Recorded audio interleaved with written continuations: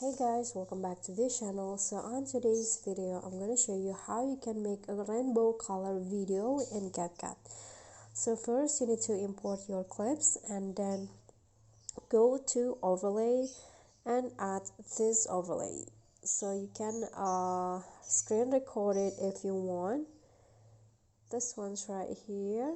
So here is the video overlay, and then what you need to do next is fit the size of your clips.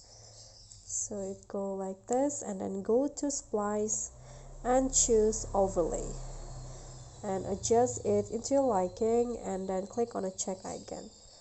So it will go like that with a rainbow color, but if you can always adjust the speed so that the color become faster. So we'll go like this, for example. Okay, so that's all from me. Thank you guys so much for watching. Don't forget to like, comment, and subscribe, and also click on the thanks below. I'll see you all in the next tutorial. Bye.